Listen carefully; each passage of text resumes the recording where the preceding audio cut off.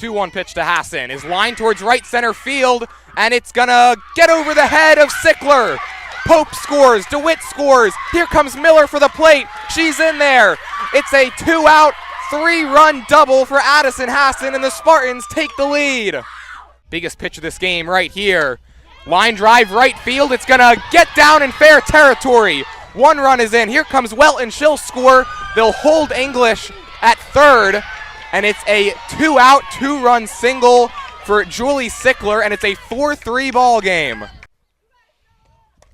Fly ball deep right field, going back on it is Miller, to the wall it is gone! 2-run home run for Stella Logan, and the Redbirds jump on top in the third. It's 2-0.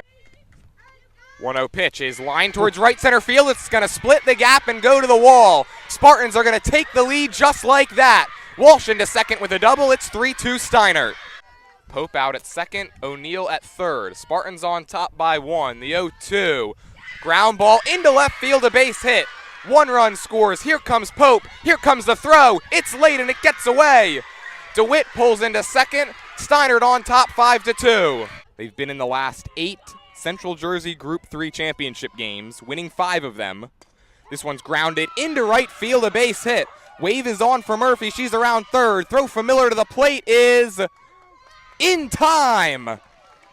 Ellie Miller makes up for the defensive error in the first. Guns down Murphy at home, and there's 2 outs. Samanka's 0-2. Flip towards short. Pope's got it. Over to first. It's in the dirt, and it's dug out by Castellano, and that's the game. The Spartans are headed back to the Central Jersey Group 3 semifinals. They win it 5-0 over Matawan. On a 1-2, Lino lines it into left field. It's going to get down in the gap and go right on by Vikrosky to the wall. Sweeney will score easily.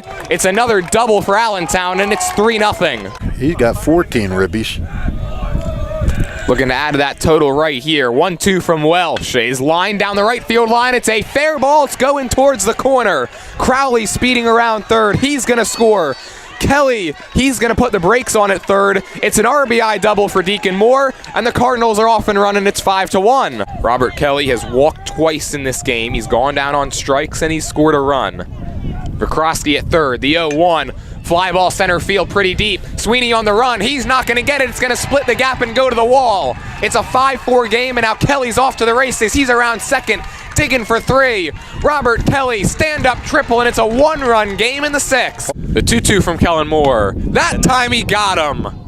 3 strikeouts in the 7th. The Moore brothers combined to shut down the Ewing offense, and it's a 4-0 win for the Cardinals. They're 3-0 to begin the 2024 season. So now it's the designated hitter, J.C. LaQuara, another one of these left-handers in the Redbirds lineup. Not happy with that first call. Strike 1 at the knees. So they say walks will kill you, hit by pitches will kill you too. That's how Inzilla got on. 0-1 pitches down low for ball 1. If anybody knows that, is Lawrence, who won the game on a hit by pitch against Steiner the other day. Inzilla was hit, stole second, balked over to third, and then scores on a ground ball to first. So a run on no hit so far for Allentown. This one's lined into center field. It's going to drop in front of Deacon Moore, and that will be the first hit of this ball game. And it extends the inning for Eddie Worse. A run on a hit that didn't figure in a run, but now a chance to get more runs. How's that? That sounds like a bad country song. Sounds like a good poem.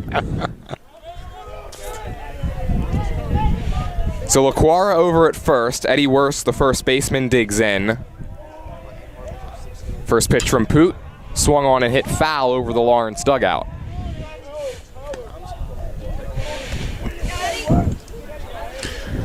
Yeah, slowly starting to see fans filing along that outfield fence. And I get the feeling that the later it gets in this game, the more you're going to see.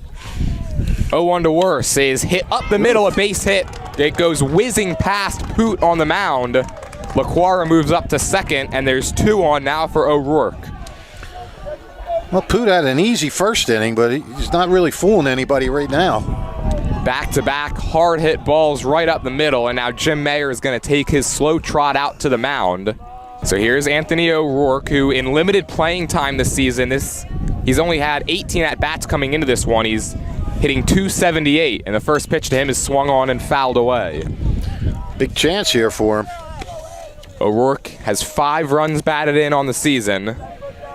How many hits does he have? 5 for 18. So 5 hits, 5 RBI. So he gets good production out of his hits.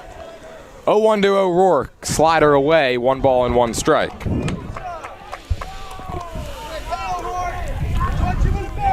LaQuara out there at second. Worse over at first. A run already home for the Redbirds in the top of the second. Poots 1-1 is taken for a ball below the knees.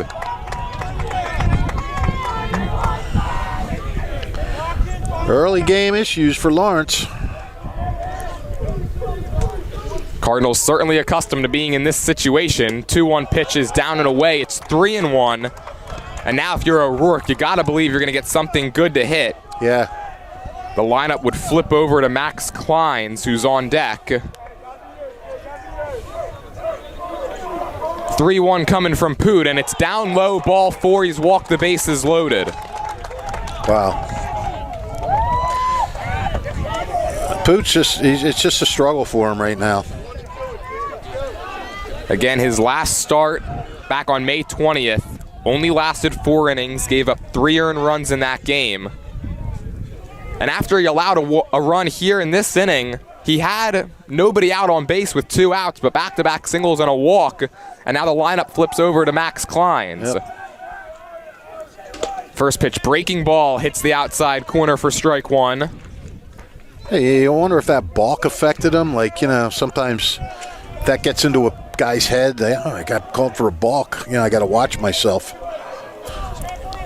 No balls and 1 strike, the count on Kleins, who grounded out to second base last inning. This one's hit up the middle, off of Poot. Crowley's going to race over to pick it up and then throw to first, and Kleins beats it out and another run scores. Wow. A lot happening on that play. The baseball was pinballing around the infield. It's going to result in an RBI single for Kleins, and it's 2-0 Redbirds. Yeah, Kleins hit that hard off of Poot. And I mean, Lawrence did everything possible to try to get the runner, but there was no way. And that's huge. That's a huge 2-out run for these guys, and now they're in a position to get more. And it'll bring Grant Howlett to the dish. Bases still loaded with 2 outs. Now 2 home in the inning for Allentown. First pitch coming to Howlett. Fastball, strike 1. Well, Poot's he's got to get out of this and keep this close, because Lawrence has not been tearing the cover off the ball of late. They're going to need a low-pitched, low-scoring game if they're going to win this thing. Allentown would love to blow this open. There's swinging a miss, and it's fouled off. So they say that Howlett did get a piece of it, so it's now a no ball, 2 strike count. And yeah, this Lawrence team, they average 5.9 runs per game, but they haven't scored more than 5 runs since that Mercer County Tournament semi game back on May 14th. Right. Yeah, they've all kind of slumped. They've done it 9 times previously. And if Howlett can figure out a way to get on here, and then you got Sweeney coming up, that's really big for Allentown. 0-2 pitches up high, 1 ball and 2 strikes. It's worse over at third, O'Rourke out at second, and Kleins at first. Howlett looking to give his team some separation here in the early going. 1-2 from Poot. Up high again, ball 2. Allentown dugout fired up. Robert Kelly now with some words of encouragement for Poot out on the mound. Jack Sweeney in the on-deck circle.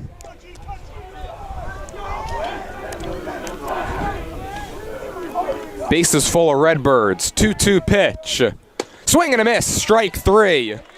Aiden Poot limits the damage in the top of the second, but 2 runs do score on 4 hits. Redbirds leave the bases loaded. We'll head to the bottom of the second. 2-0 Allentown on the WBCB Sports Network.